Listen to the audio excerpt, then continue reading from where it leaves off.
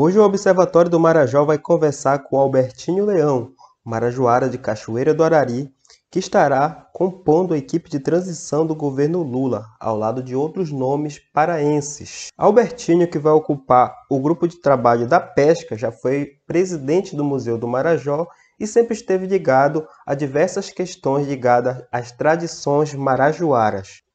E para começar, Albertinho, buscando entender melhor o que significa a transição de governo para além do entendimento da mudança de presidentes. Bem, a transição, eu vejo ela como um instrumento de gestão importante, um instrumento também da democracia, né, do Estado Democrático de Direito, em que visa criar condições para que aquele candidato, aquele partido, né, aquela frente que foi vitoriosa na eleição, a partir de um programa, que ele possa ir, como se diz, tomando pé da situação, cerca de 2 meses antes de tomar posse, para que principalmente não haja descontinuidade na prestação de serviço e na execução dos programas e das ações das políticas públicas que beneficiam a população. Agora, a legislação já estabelece, que tem uma equipe de transição entre governos.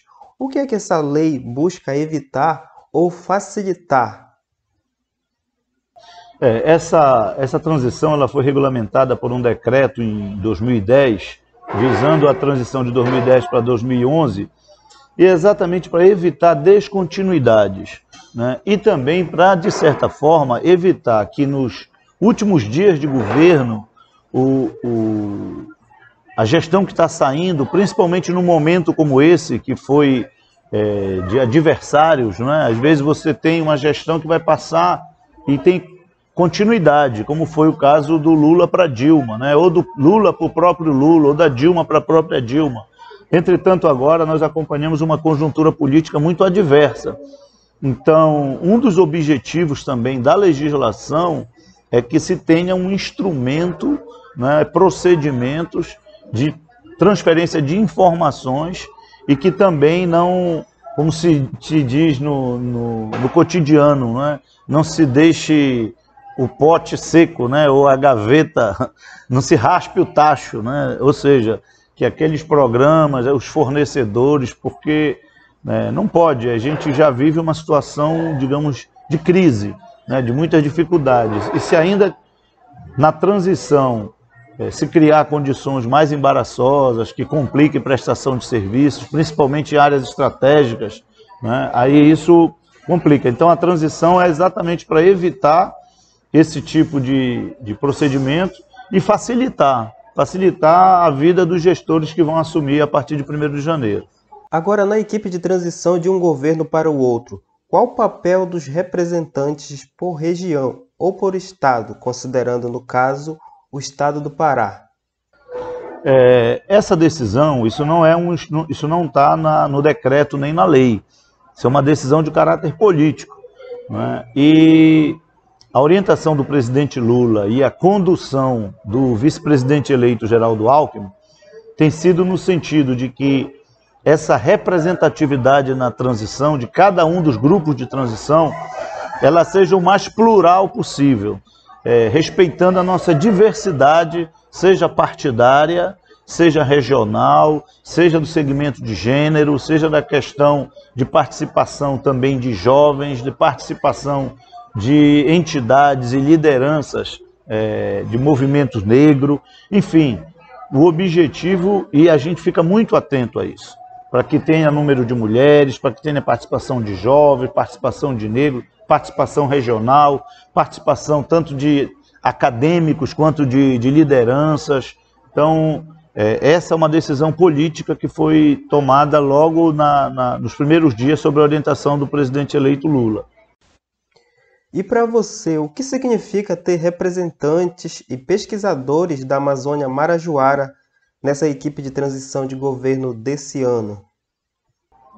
Olha, eu acho que primeiro é uma conquista, não é uma benesse, é uma conquista da luta de marajoaras ao longo desses dessas últimas décadas, né? Também o reconhecimento de diversas áreas importantes que tem no Marajó, na pesquisa, por exemplo, como a base de Cachoanã, né, que tem uma base lá hoje compartilhada do Museu Guild com ICMBio, as reservas que foram criadas nesses últimos anos no Marajó, a própria característica da região que tem despertado, né, pesquisas em várias áreas. Então, eu acho que o Marajó ele é uma região da Amazônia muito peculiar, muito importante, muito estratégica, seja pela sua localização, seja pela sua ancestralidade. Então eu vejo assim como uma grande conquista a gente ter não só pessoas marajoaras, nascidas no Marajó ou reconhecidas como cidadão marajoara, mas pessoas que também têm relação com a região, que estão em diversas áreas, pessoas aí da área, por exemplo, o Márcio Meira, que não é do Marajó, mas é uma pessoa que já esteve na área da cultura, é pesquisador do Guild, está lá no espaço estratégico, né, de um novo Ministério dos Povos Originários que vai ser criado, ele tem trabalho no Marajó, e assim como outros, né, que estão na transição, e mesmo não sendo marajoaras, mas debatem, conhecem, discutem a realidade marajoara. Então eu acho que isso é muito significativo, porque com certeza no novo governo Lula vai emergir também um novo momento para o Marajó. Nós tivemos no passado, né, um momento importante, que foi uma discussão participativa, ouvindo todos os segmentos da região, que foi a construção do plano de desenvolvimento, que infelizmente foi interrompido por um modelo exatamente o inverso, com concentração de decisão, sem respeitar a realidade, que foi o Abrace Marajó. Então a gente espera que nos primeiros dias de governo, né, eu como membro do grupo de transição, vou provocar isso, mas também que outros grupos provoquem, a sociedade provoque, que sejam revogados alguns atos, né, do Abrace Marajó e que seja retomado imediatamente, como vai ser em todas as pastas, vão ser retomadas as conferências, mas que sejam retomadas também a discussão de planos de desenvolvimento regionais sustentáveis, né, sobre uma visão importante da ecologia, levando em conta a questão de clima, né, ter um desenvolvimento nesse viés e que seja retomado esse plano do Marajó. Então eu estou muito assim, contente com o formato da decisão, e eu sei que nós vamos ter no próximo governo assim, um local de muito destaque da nossa região. E quais fatores relacionados ao contexto político, ambiental, social, econômico ou cultural da Amazônia Ribeirinha pode reforçar a importância da sua participação nesse trabalho? Bom, o que eu vejo, principalmente, né, são aqueles fatores ligados à nossa realidade. Os indicadores, apesar de terem melhorado nas últimas décadas, não na forma que se queria, né, mas eu acho que esses fatores, eles devem ser considerados, devem ser esses fatores sociais, digamos, ruins, a gente precisa considerar na transição para que a retomada de um novo modelo na região comece a ser seguido.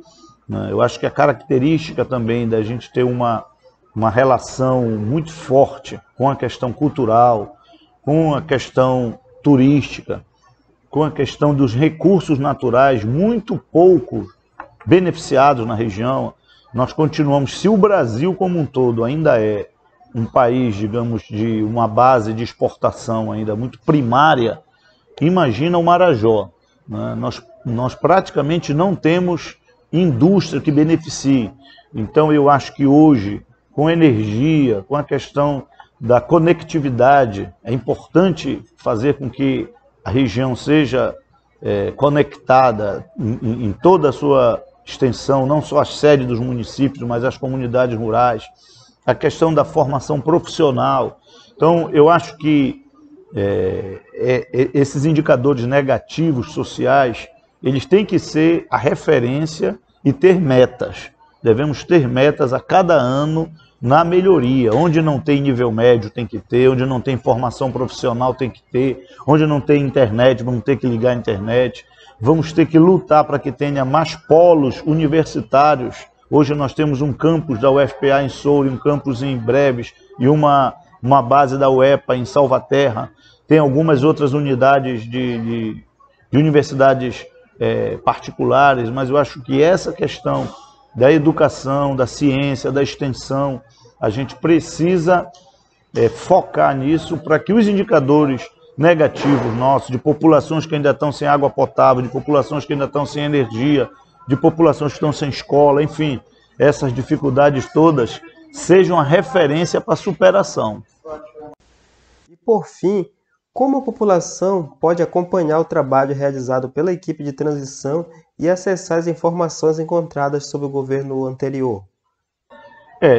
Já faz parte, falando enquanto grupo de transição, já faz parte da legislação, algumas informações já foram repassadas, tanto pelo Executivo quanto pelo Tribunal de Contas da União.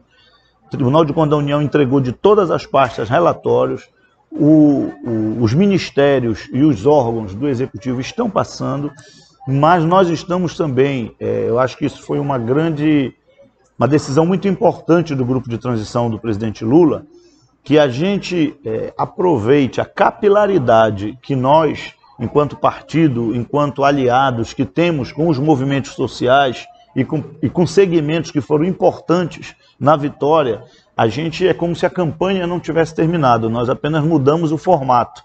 Agora é na busca dessas informações até para a gente comparar. Aquilo que o Tribunal de Contas da União, que está muito distante da Amazônia e do Estado, está falando, aquilo que o Executivo está falando, que a tendência é falar apenas aquilo que é de positivo e aquilo que é a realidade que nós estamos ouvindo na ponta. Então, todos, isso aqui é muito importante, aproveitar esse momento, todas as temáticas, saúde, educação, assistência, cultura, o caso específico onde eu estou da pesca, qualquer pessoa que quiser, seja um usuário, um beneficiário de qualquer política pública dessa, qualquer pesquisador, qualquer entidade que queira contribuir, é um roteiro muito simples, Luiz. É escrever 2, 3, no máximo 4 páginas, você fazendo uma contextualização daquela temática. Vamos no caso da pesca, se eu sou um pescador, eu posso conversar com alguém, gravar até, né, e dizer, olha, nesses últimos 4, 5 anos, né, em que foi o período que acabou o Ministério da Pesca e foi criada a Secretaria de Agricultura e Pesca, tivemos alguns avanços. Eu acredito que teve avanço. Não tem nenhuma gestão que seja 0% de acerto ou 100% de acerto e assim também o erro. Então, contextualizar aqueles avanços que ocorreram, informar, assim como retrocessos, assim como dificuldades e também recomendações. Então, são poucos parâmetros. Se a pessoa é alguém ligado à cultura, olha, nesses anos aconteceu isso, isso, isso. Então, esse documento, ele pode ser encaminhado para o grupo de transição, né? Então, eu acho que essa vai ser a grande diferença de governo Lula assumir, não só a partir de relatórios encaminhados pelo Tribunal de Contas da União ou pelo próprio órgão atual, mas assim com esse raio-x, com esse diagnóstico da sociedade. E é bem objetivo mesmo, né? Qual é a situação atual, o que é importante que avançou, que tem que se manter, o que é que precisa mudar, né? E às vezes tem atos normativos. Então, no caso, por exemplo, dos pescadores, tem muito pescador questionando a forma autoritária com que foram cancelados os registros de pescadores. Os empresários têm reclamado de não pagamento de subsídio do combustível. Enfim, a gente tem escutado muito isso e estamos já encaminhando relatórios parciais com esse tema e aproveitando esse espaço para que aqueles que estão nos ouvindo façam chegar até a gente, né? O canal aí é um elemento que a gente quer contar também nessa participação na transição. E existe algum site ou plataforma que a sociedade civil consiga acompanhar o trabalho da equipe de transição durante esse processo? Bem, um canal importante também com a população é o site gabinetedatransição.com.br. Inclusive lá já tem muitas informações e tem espaços para que a pessoa possa também contribuir diretamente com o gabinete da transição.